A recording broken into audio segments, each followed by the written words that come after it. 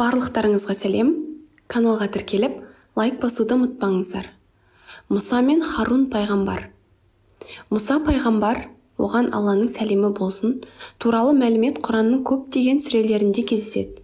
Кей жерлерінде ұзын сонар баяндалса, кей жерлерінде қысқаша ғана тоқталған. Ол үлкен 5 пайғамбардың бірі. Мәриям сүресінде ол туралы Хақ Тағала кітапта Мұсаны есіңе ал. Расында ол таңдаулы еді, расул әрі нәби еді дейді. Мұса пайғамбар Исраил ұрпағына кітаппен жіберілген елші болатын.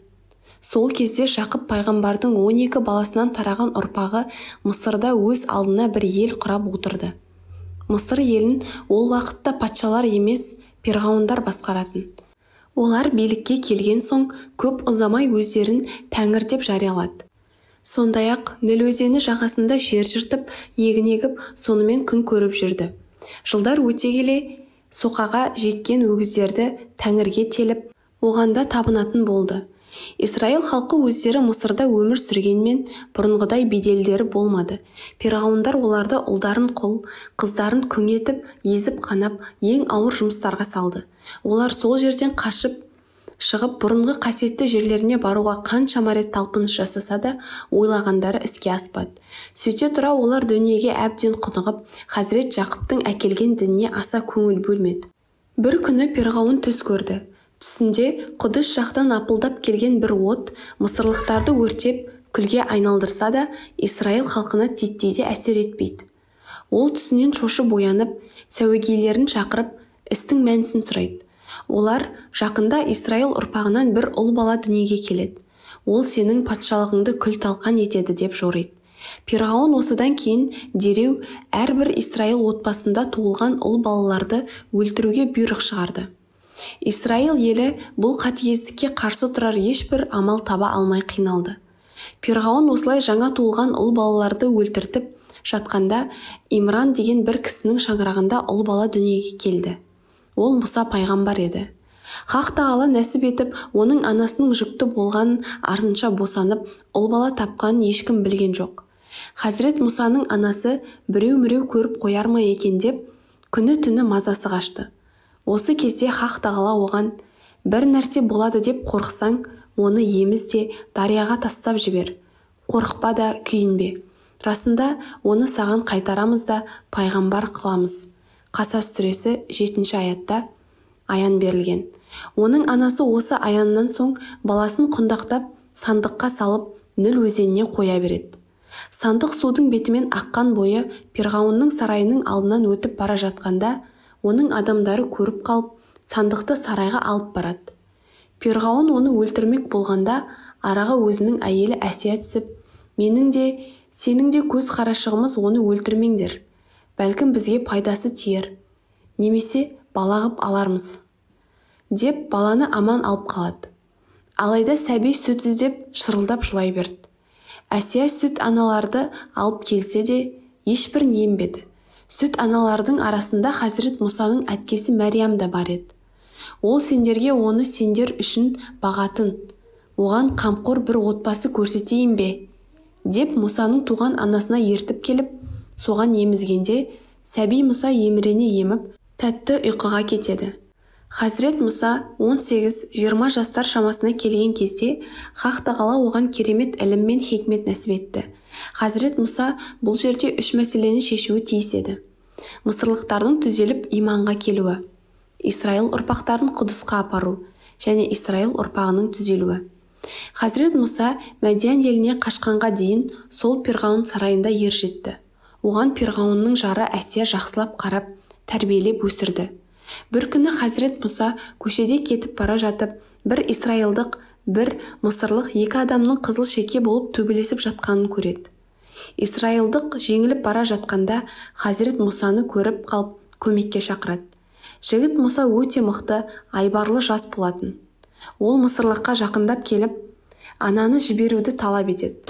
Бірақ мысырлық оның сөзіне құлақ салмай, Исраилдықты өлтірмек болады.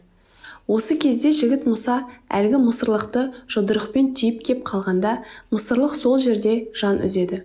Мұсаның ниеті адам өлтіру емес, қайта анау бір өлім аузындағы жанды құтқарып қалу еді. Мұса алейхиссалам бұл шайтанның ісі. Өйткені ол ашық адастырушы дұшпан. Раббым, рас өзіме кесір істедім, мені жарылқа деді.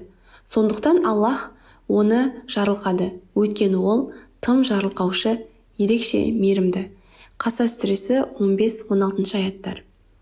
Көп ұзамай осы мысырлықтың өлімі бүкіл қалаға жайылды. Бірақ әзірге кісі өлтірушінің кім екенін және не үшін өлтіргенін ешкім білмеді. Таңертең Хазірет Мұса көшеде кетіп бара жатып, кешегі өзі құтқарып қалған исраилдықтың тағы бір мысырлықпен төбелесіп жатқанын көріп қалады. Исраилдықты да мұны көре сала, ұялмай қызармай көмекке шақырады. Хазірет Мұса бұл адамның жаман адам екенін сонда ғана білді. Оған өзіңе де сол керек дегендей ашулы көзін қадады. Бір кезде мысырлық әлгі исраилдықты бір бұрышқа тақап өлтірмек болған кезде амалы құрған Мұса оларды арашаламақ болып жақындай бергенде исраилдық адам өзіне қол жұмсайды деп ойлап, кеше ғана мысырлық бір адамды өлтірген едің. Енді бүгін мені өлтірмекшімісің? Сен мейірімді емес, қатыгез адам болдың ғой, деп айқай салады. Осы хабар тез арада қалаға тарап кетті. Онсыз да сарайдағылар бұл исраилдық болғаны үшін жек көріп, оны сарайдан алыстатуға сылтау таппай жүрген. Олар бар болғаны Хазірет Әсиядан аса алмай жүрген. Ал қазір оларға іздегенге сұраған болды. Әйтсе де Хазірет Мұса сарайдағылардың не ойлап жүргенінен мүлде бейхабар еді. Ол ойға батып тұрғанда қаланың өте лауазымды ақсүйек бір адамы келіп, «Ей Мұса, сарайдағылар сені өлтіруге шешім шығарды. Бұл қаладан тез кетпесең өлім құшасың. Мен саған қамқор адамдардың бірімін» дейді. Хазірет Мұса қаладан өте сақтықпен шықты да, «Я Раббым, мені қатыгез елден құтқара көр» деп дұға етті. Қасас сүресі 21 аят.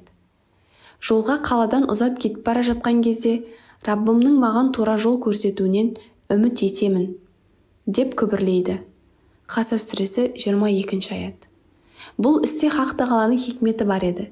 Өйткені ол Мәдиянға барып, Хазірет Шұғайб пайғамбардан дәріс алып, сол жақта пайғамбарлыққа әзірленіп келуі қажет болатын.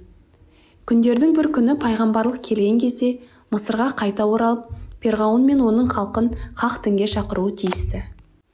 Хазірет Мұса сахарада ұзақ жүріп, бір кезде Мәдияндағы судың жанына келіп аялдайды. Бір топ адам осы суға мал суғарып жатты. Бергі шетте екі қыз малдарын суға жолатпай қайырып тұр екен. Мұса ол екеуіне, «Екеуің неге тұрсыңдар? Елдің бәрі малын суғарып жатқан жоқ па?» дейді. Екі қыз, «Мына малшылар малдарын суғарып кеткенге дейін біз малымызды суғара алмаймыз. Үйде жалғыз кәрі әкеміз ғана бар. Бұған әкемізді қалай жұмсаймыз?» деп ибалылықпен жауап береді. Хазірет Мұса қатты қалжырап тұрса да, дереу екі қыздың малын айдап әкеріп суғарып, суға қанған соң алдарына салып берді. Бұл екеуі Хазірет Шұғайбтың қыздары еді. Одан кейін бір ағаштың көлеңкесіне саялап отырып, Хақ Тағалаға қол жайып, «Я Раббым, қайырдан не жіберсең де мұқтажбын» деп күбірлеп дұға жасайды. Қасас сүресі 24 аят. Сол күні ақшам кезінде Хазірет Шұғайб малдарының маңыраған даусын естіп далаға шықты. Қыздарының бүгін ерте келу себебін сұрады.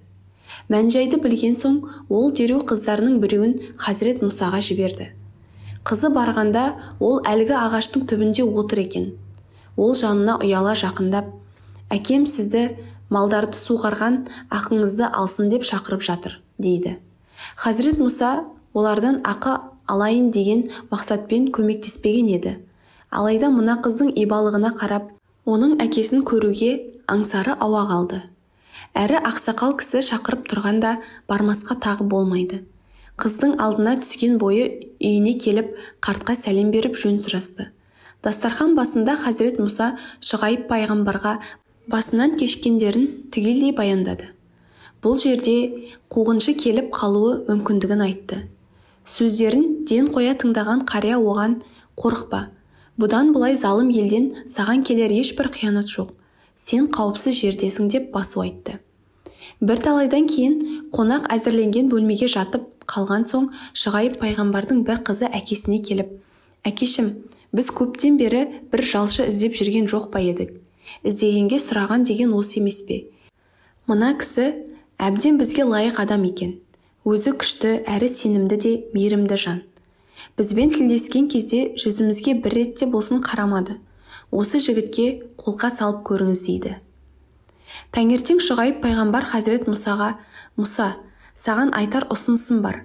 Маған 8 жыл жалшы болсаң, мына 2 қызымның бірімен некелестірем. Егер 10 жылға толтырып жатсаң, ол сенің жасаған жақсылығың. Саған машақат қылуды қаламаймын. Аллах қаласа, мені ізгілерден табасың» дейді. Хазірет Мұса да бұдан кейін қайда барып, қайда тұратыны, не істейтіні туралы бір байламға келмеген болатын. Ол Хазірет Шұғайыптың бұл ұсынысын мақұл көріп: «Ұсынысыңды қабылдаймын. Осы екеуміздің арамыздағы келісім бойынша 2 мезгілдің қайсысын орындасам да маған қарсылық жоқ. Айтқаныма Аллах кепіл» деп жауап береді. Қасас сүресі 28 аят. Арада жылдар қазанаттай жүйткіп өте шықты. Мезгілі жетіп, уәде бойынша Хазірет Мұса Шұғайыптың, Алланың оған сәлемі болсын, қызын алған еді. Бір күні ол жары мен бала шағасын алып, Шұғайып пайғамбармен қоштасып жолға шықты. Бұл өзі қыс мезгілі болатын. Күн батып, түн айналаға өзінің қара шәлісін жапқан кезде ауа суып, ызғар жел есті. Хазірет Мұсаның бала шағасы тоңып жылай бастады. Олар Тур тауына жақындаған кезде тау басынан лапылдаған оттың жарығын көрді. Хазірет Мұса бала шағасына: «Тұра тұрыңдаршы, рас бір от көріп тұрмын. Бәлкім бір хабар, яки оттан бір шоқ алып келермін. От жағып жылынарсыңдар» дейді. Ол асығыс адымдай басып, отқа қарай жақындай берді. Ол жерге келген сәтте мүбәрәк жердегі ойпаттың оң жағындағы ағаштың жанынан: «Ей Мұса, рас мен әлемдердің Раббысы Аллахпын. Кебісіңді шеш» деп үн қатты. Қасас сүресі 30 аят. Хазірет Мұса дереу аяқ киімін шешіп, үнсіз тыңдап қалды. Баяғы жанған от деген келгені от емес, иләхи нұр екендігін аңғарып, бұл дауыстың хақтан келгеніне көзі жетті. Иләхи дауыс әрі қарай жалғасты: «Сені таңдадым. Енді уақи етілгендерді тыңда. Рас, мен Аллахпын. Менен басқа тәңір жоқ. Сондықтан маған құлшылық қыл. Сондай-ақ мені еске алуың үшін намазды толық орында. Қиямет күні сөзсіз келеді. Қияметке сенбей, өзінің нәпсісіне ергендер саған кедергі жасап жүрмесін. Болмаса, сен де құрисың. Ей Мұса, оң қолыңдағы не нәрсе?» Мұса: «Бұл менің таяғым. Оған таянамын. Онымен қойларыма жапырақ қағып беремін. Әрі онымен басқалай істер істеймін» дейді. Таха сүресі 13-17 аяттар. Адам баласы қашанда өзіне ұнаған адаммен кездескен шақта онымен көбірек тілдесіп қалғысы келеді. Бұл жерде де Хазірет Мұса ғаламзаттың Раббысымен тілдескен кезде бір аса таяқтың өзін жыр қылып айта бергісі келді. Һәм Хақ Тағала оң қолыңдағы не нәрсе деп оның кәдімгі таяқ екендігіне назар аудартуда. Хазірет Мұса да оның расында ағаштан жасалған аса таяқ екендігін ашық баян етеді. Осы кезде Аллах Тағала: «Ей Мұса, қолыңдағы аса таяқты жерге таста» дейді. Хазірет Мұса оны жерге тастап жібергенде кәдімгі жай таяқ улы жыланға айналып шыға келеді. Түр түсі сұп-суық оқ жыландай ысылдап Хазірет Мұсаның өзін шошытты. Тіпті ол қорқып қашты да. Хақ Тағала сонда: «Оны қайта қолыңа ұста. Қорықпа, бері кел. Оны әуелгі қалпына келтіреміз» деді. Бұл жыланнан Хазірет Мұсаның өзі шошығанына қарап, оның қандай жылан екенін көз алдыңызға елестете беріңіз. Хазірет Мұса Хақ Тағаланың сөзінен кейін қорқынышы басылып, жыланды ұстай алғаны сол еді, сол баяғы қой қайратын аса таяғына айналды. Қолыңды қойныңа тық. Сөзсіз, мүнсіз күйде аппақ болып шығады. Таха сүресі 14-24 аяттар. Хазірет Мұса қолын қойнына тығып қайта алып қалып еді, қолы аппақ болып жарқырап шыға келді. Хақ Тағала Мұсаға: «Ей Мұса, осы 2 мұғжиза Пирғауынға да, адамдарына да Раббыңның 2 дәлелі, өйткені олар тым шектен шықты» дейді. Хазірет Мұса: «Я Раббым, көңілімді кеңейтіп, ісімді жеңіл ет. Олар сөзімді жақсы түсіну үшін менің тұтықтығымды жаза көр. Я Раббым, туысым Харунды маған уәзір әрі көмекші етіп бер. һәм ол маған қарағанда сөзге әлде қайда жүйрік. Оларға жүйелі сөз айта алмай қаламын ба деп қорқамын. Оның үстіне олардың бір адамын байқамай өлтіріп алғанмын. Харунды менімен бірге пайғамбар етіп жібер. Оны менің міндетіме ортақ қылатын болсаң, сені көп еске алып пәктейміз, дейді. Таха сүресі 25-33 аяттар. Кейбір деректерде Хазірет Мұсаның тілі жас кезінде шоққа күйіп, тілі қатты мүкістеніп қалған деген сөздердің негізі жоқ. Өйткені пайғамбарлық міндетінде ешқандай кемістік болмауы шарт. Хақ-тағала: ей Мұса, тілегің қабыл болды. Туысың арқылы білегіңді күшейтіп, екеуіңе олар шамасы келмейтін күш беремін. Аяттарымызбен екеуің де, сендерге де ергендер де жеңіске жетесіңдер. Екеуің Перғауынға барыңдар, өйткені ол шектен шыққан. Оған сыпайы түрде жұмсақ тілмен сөйлеңдер. Мүмкін сөздеріңе сонда ғана құлақ асар, яки қорқар, дейді. Қасас сүресі 35 аят. Дінді қоғамға немесе жеке тұлғаға уағыздау барысында сыпайы да көркем тілмен жеткізу қажет. Бұл тәблиғ, яғни дінді жеткізудің негізгі қағидасы. Егер бір қоғамда дінді насихаттаушылар Хақ-тағаланың осы жарлығы мен белгілерінің ережесі арқылы елді дінге шақырмай, керісінше дөрекі түрде қатты батырып айтатын болса, онда олар сол міндетті орындамақ тұрмақ, елді діннен бездіріп жіберуі де мүмкін. Хақ-тағала Хазірет Мұсаға Харунға қатысты тілегің қабыл болды деген сәтте Харунға уақи келіп, ол да пайғамбар болған еді. Олар Мысырда жолықты. Екеу ара залым Перғауынға ақиқатты айтар күнге сақадай сай болса да, не болар екен деген уайымдары жоқ емес тұғын. Олар Аллах тағалаға: Раббымыз, оның өктемдік қылуынан яки шектен шығуынан қорқамыз деп дұға етеді. Хақ-тағала: қорықпаңдар, сендермен біргемін, естимін, көремін. Екеуің барып, біз Раббыңның саған жіберген елшісіміз. Ал енді Исраил ұрпақтарын бізбен бірге жібер. Енді оларды қинама. Саған Раббыңның мұғжизасымен келдік. Есендік тура жолдағыларға болсын. Бізді жоққа шығарып, бет бұрғандарға азап болатындығын уақи етілді деңдер. Таха сүресі 45-49 аяттар дейді. Бұл істі тіпті пайғамбар үшін де оңайға соқпайтын еді. Өйткені алдарында бір елдің өзін құдай санап айдаһардай ақырған залым Перғауын бар. Оның сарайында аяқ астынан барып дінге шақыру, өз басын бәйгеге тігу деген сөз. Оның үстіне Перғауынға адам өлтіру, әсіресе Исраилдық бір дұшпанын өлтіру түкке тұрғысыз еді. Әрі көп жылдан бері өлтіргісі кеп, қуғындап ұстай алмай жүрген адамы осы Мұса болатын. Әйтсе де, Хазірет Мұса мен Харунның қорыққаны өлім емес, өздеріне берілген ауыр аманат еді. Пайғамбарлардың қорқып уайымдайтын бір-ақ нәрсесі бар. Ол пайғамбарлық міндет. Егер олар табан астынан ажал құшса, өз міндетін толық орындай алмайтын еді.